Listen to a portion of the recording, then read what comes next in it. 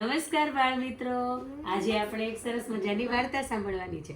આજે સરસ મજાની એક મારી બુક છે ને, એ મમ્માના ફ્રેન્ડ છે ને જીવતીબેન પીપળિયા, જેમનું ઉપનામ છે શ્રી, એણે મને મોકલાવી છે. અને બુક્સનું નામ શું છે? આવો કહું એક વાર્તા. સરસ મજાની વાર્તા સાંભળવી છે. ઓકે, હવે એનું આપણે ખોલશું ને તો આની અંદર કેટલી 21 વાર્તાઓ છે. કેટલી? 20 અને 1 21. હવે આપણે પહેલી વાર્તા છે એને સાંભળીએ છીએ. એનું નામ શું છે?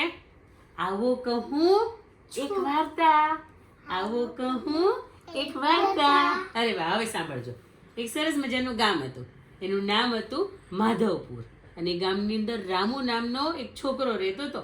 રામુ તો ઘણો હોશિયાર હતો, પરંતુ એક એની કુટેવ હતી. એ ખૂબ અભિમાની હતો. ખૂબ અભિમાની હતો. અને 5મા ધોરણમાં ભણતો હતો. કેટલામાં ધોરણમાં? 5મા ધોરણમાં. રામુ ભણવામાં એટલો બધો હોશિયાર હતો કે જલ્દી શીખી જાય ને એક વખત, અને કોઈ એને શીખવે નહીં તોય શીખી જાય.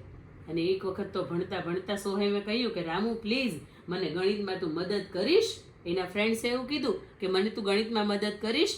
સોહમની વાત સાંભળી નાકનું ટેરવું ચડાવીને કહે, બિલકુલ નહીં. કોણ કે? રામુ એમ કે, બિલકુલ નહીં મદદ કરું. તું મારા કરતાં તો વધારે હોશિયાર બની જાય તો, એટલે કે હું તને મદદ નહીં કરું. મારો તો નંબર જાય ને. એવો કંઈ ખોટનો ધંધો કરવો નથી. રામુએ તો મદદ કરવાની ના પાડી દીધી. તમારે એકબીજાને મદદ કરવી જોઈએ કે ન કરવી જોઈએ? યસ ઓર નો? હા. રામુએ ઘસીને શીખવવાની ના પાડી દીધી. એટલે સોહમ તો બિચારો નિરાશ થઈ ગયો. સોહમ તો બિચારો નિરાશ થઈ ગયો. અને થોડી વારમાં રિસેસ પડી ગઈ, એની બ્રેક પડે ને. બધા વિદ્યાર્થીઓ નાસ્તાના બોક્સ લઈ લઈને મેદાનમાં આવ્યા. અને રામુ પણ મેદાનમાં આવી ગયો બધા છોકરાઓની સાથે. રામુને જોઈને વેદાંત તો દોડતો આવ્યો.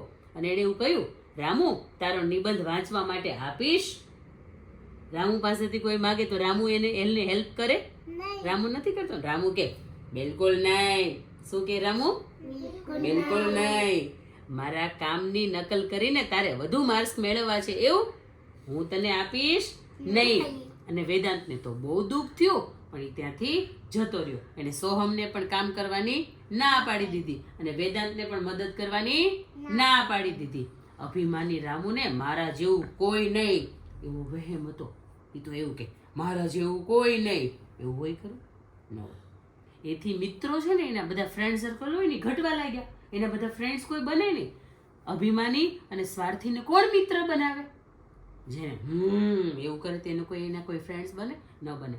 સૌ એની સાથે કામ પૂરતી જ વાત કરે, કોઈની સાથે ફ્રેન્ડ્સ ન થાય, કોઈની સાથે રમે નહીં, કોઈની સાથે નાસ્તો ન કરે. એક વખત સ્કૂલેથી ઘરે જતો હતો. ક્યાં જતો હતો? સ્કૂલેથી ઘરે જતો હતો. રસ્તામાં એક પેકેટ પડ્યું હતું. રામુએ ચારે બાજુ જોયું, દૂર કોઈ સુધી દેખાયું નહીં. એટલે એણે પેકેટ હાથમાં લીધું અને ખોલીને જોયું તો અંદર એક પુસ્તક હતું. શું હતું? પુસ્તક. અને પુસ્તકનું નામ શું હતું? આવો કહું એક વાર્તા. હવે સાંભળજો. રામુને વાર્તા વાંચવાની ખૂબ ગમે. તેથી તેણે ઝડપથી પુસ્તક ખોલ્યું. પુસ્તકમાં અંદર સુંદર મજાના રંગબેરંગી ચિત્રો હતા. અને એને પુસ્તક તો ખૂબ ગમી ગયું. એ પુસ્તકને ઘરે લઈ ગયો અને ધીરેથી હાથ પગ ધોયા, ફટાફટ નાસ્તો કર્યો, અને હવે પુસ્તક વાંચું એવું વિચારીને પુસ્તક લઈને રામુ બેસી ગયો. રામુએ સૌપ્રથમ અનુક્રમણિકા જોઈ. અરે વાહ, સુંદર 51 વાર્તાઓ છે. આમ બોલીને છેલ્લા પેજ ઉપર ગયો. છેલ્લા પેજ ઉપર લખ્યું હતું, પ્રકરણના અંતે આપેલી કસોટી પૂર્ણ કરો અને ઇનામ જીતો. પઝલ્સ છે ને એને સોલ્વ કરો અને ઇનામ જીતો. અરે વાહ, આ તો મારા ડાબા હાથનો ખેલ છે. આવું વિચારીને રામુ તો કસોટી ફટાફટ પૂર્ણ કરવા લાગ્યો, અને એનું ઇનામ છે ને એ પણ જીતવાની એને લાલસા થઈ. આવું વિચારીને ઉત્સાહપૂર્વક પ્રથમ વાર્તા ખોલી, સિંહ અને ઉંદર. અરે વાહ, આ તો વાર્તા મેં સાંભળી છે, આ તો મેં વાંચી છે. આમ વિચારતો હતો ને, ત્યાં આંખો ઉપર જાદુઈ ચશ્મા આવી ગયા. એની આંખો ઉપર કેવા આવી ગયા? જાદુઈ ચશ્મા આવી ગયા. હવે એને પુસ્તક નહીં પણ જંગલ દેખાવા લાગ્યું. શું દેખાવા લાગ્યું? જંગલ. ટેકરી પાસે એક સિંહ સૂતો હતો. એક ઉંદર એના શરીર ઉપર રમી રહ્યો હતો. આવું જોઈને રામુએ કહ્યું, એ ઉંદર, ત્યાંથી ભાગી જા, તને સિંહ મારી નાખશે. એ ઉંદર, તું તો નાનો એવો છો, ભાગી જા, તને કોણ મારી નાખશે? સિંહ તને મારી નાખશે. આવું રામુ ઉંદરને કહેતો હતો. અવાજ સાંભળીને સિંહે આંખે ખોલી. રામુ તો ડરી ગયો. મમ્મા રામુ તો ડરી ગયો. કેમ ડરી ગયો? પછી તે દોડવા લાગ્યો. સી જા હા, પછી તે દોડવા લાગ્યો અને જોઈને સિંહ બોલ્યો, એ માનવ બળ, ડર નહીં, અહીંયા આવ. શું કીધું? આયો આવો ખોખારો ખાયો સિંહે. શું કર્યું? ખોખારે કાઢ્યો એવો ખોખારો ખાધો. કેમ ખાધો? હા, રામુ જંગલના રાજા તરફ દબાયેલા પગે ગયો. ધીમે ધીમે ધીમે ધીમે ધીમે ધીમે ગયો. સિંહે પૂછ્યું, તારું નામ શું છે? રામુએ એવું કીધું. રામુ માંડ માંડ બોલી શક્યો. બીતો તો ને, સિંહથી બીતો તો ને. રામુ, ડર નહીં, હું જંગલનો રાજા છું. હું કઈ ક્રૂર નથી. જો આ ઉંદર મારાથી ડરે છે, આવું સિંહ બોલે છે. નહીં ને, આ ઉંદર નથી ડરતો ને.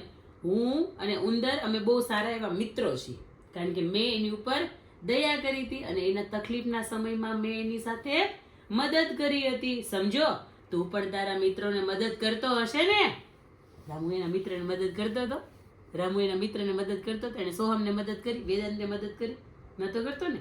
પછી રામુએ કહ્યું, હે હે હજી તો એવું વિચારતો હતો ને, તેના જાદુ ચશ્મા જે આવી ગયા હતા ને, સરસ સરસ મજાના, એ તો ચશ્મા એના પડી ગયા અને પછી જંગલ તો અદ્રશ્ય થઈ ગયું. અને પછી રામુ એવું યાદ આવ્યું કે તું પણ તારા મિત્રોને મદદ કરતો હશે ને. રામુને યાદ આવ્યું કે એણે તો સોહમને મદદ કરી નહોતી, વેદાંતને મદદ કરી નહોતી, અને ફટાફટ એના મમ્મી એને સાથ પાડ્યો. રામુ જમવા ગયો, જેમ તેમ કરીને સૂતો, પણ આખી રાત એને સૂઈ ન શક્યો. બીજે દિવસે સવારમાં સ્કૂલે ગયો ને, તો સોહમને જે દાખલો નહોતો આવડતો ને, એ તો એને દાખલો રામુએ શીખવાડ્યો એને. અને વેદાંતને પેલો નિબંધ પાકો કરવો હતો ને, તો વેદાંતને નિબંધ શીખવાડી દીધો. અને બધા જ ફ્રેન્ડ્સ હતા ને, એ રામુને આમ હગી કરી ગયા. કેમ કરી ગયા? આમ હગી કરી ગયા. શું કામ? એને રામુને આવડતી બધી જ વસ્તુ હતી ને, એના ફ્રેન્ડ્સને શીખવતો હતો.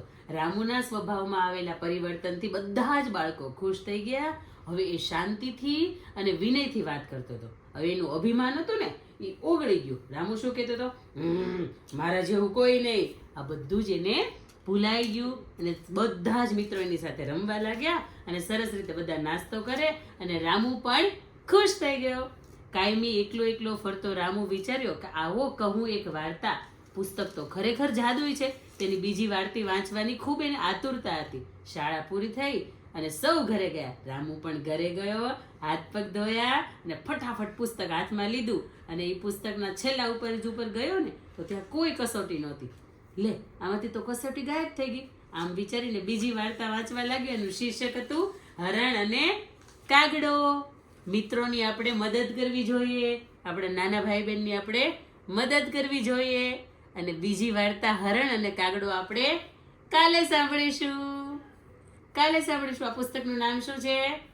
આવો કહું એક વાર્તા. રામુએ જેવી રીતે બધાને મદદ કરી, એવી રીતે તમારે પણ એકબીજાને મદદ કરવાની છે. ચલો પ્રોમિસ કરો. અરે વાહ! જય શ્રી કૃષ્ણ. જય શ્રી કૃષ્ણ. જય શ્રી કૃષ્ણ.